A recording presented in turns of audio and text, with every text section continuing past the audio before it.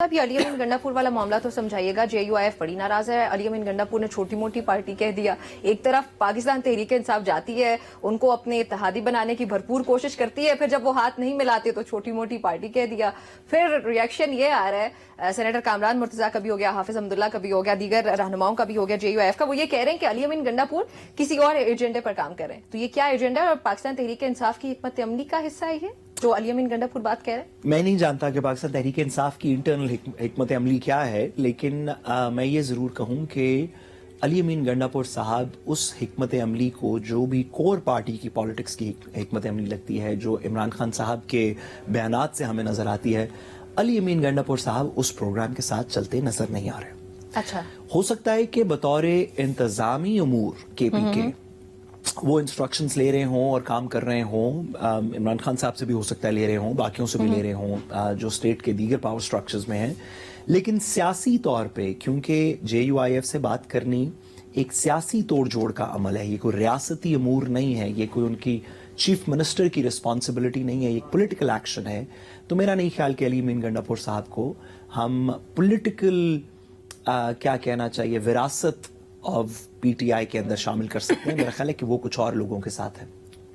अच्छा, अब हम यहाँ से आगे अगर थोड़ी सख्त बात करेंगे तो मैडम कहेंगी कि हम वो अखबार में फीचर लेने के लिए ये बात कर रहे हैं, तो मेरा ख्याल है वो फीचर वाली स्पेस मैडम को दे दें। मैं जितनी बात कर सकता था मुनासिबत से मैंने कर दी। आमना आप कुछ साथ आप शेर सुना देना पहले। वो अब मैडम को ना थोड़ा सा वो भूल गए। नहीं मैडम के लिए अब क्या, उनको शेर से पहले ही माशाल्लाह जनाब का आप देखते हैं आजकल नून लीग के आप किसी भी शख्स से बात करें तो आप कहते हैं भाई मैं तेरे बारे में नहीं कह रहा, ये मेरी माफी, मुझे ना तू बंदर कर दें।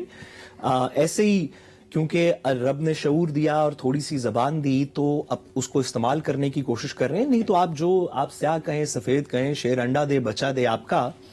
लेकिन मैडम से सिर्फ गुजारिश है कि शऊर के तो हम मद्दा हैं। मैडम आपसे गुजारिश इतनी सी है कि या यूसुफ रजा गिलानी साहब गलत कह रहे हैं या पंजाब हुकूमत गलत कर रही है। चले हमने मरियम नवाज साहिबा को छोड़ दिया कि या पंजाब हुकूमत गलत कर रही है या यूसुफ रजा गिलानी साहब गलत कर रहे हैं। पंजाब हुकूमत भी बिल्कुल अच्छी है और ठीक कह रही है। अगर मैं शेर पढ़ दूं ना, पंजाब हुकूमत बिल्कुल ठीक कह रही है और बिल्कुल सही कह रही है। और गिलानी साहब ने जो कंसर्न शो किया वो भी बड़ा वैलिड है।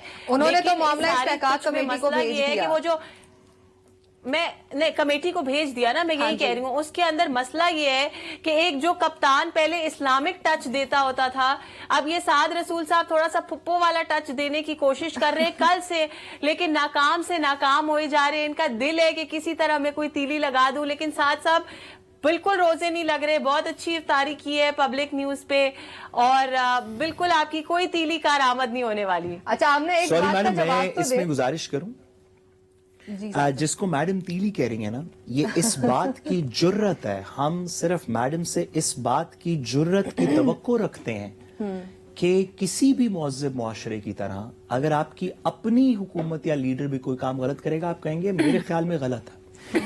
ये इखलाकी जुर्रत नून लीग में से मुझे उम्मीद है कि मैडम कहेंगे, वरना और किसी ने नहीं। यही कहा था, हम 1000 बार कहेंगे। यूसुफ गिलानी साहब कह रहे हैं आप गलत है, आप मानने को तैयार नहीं।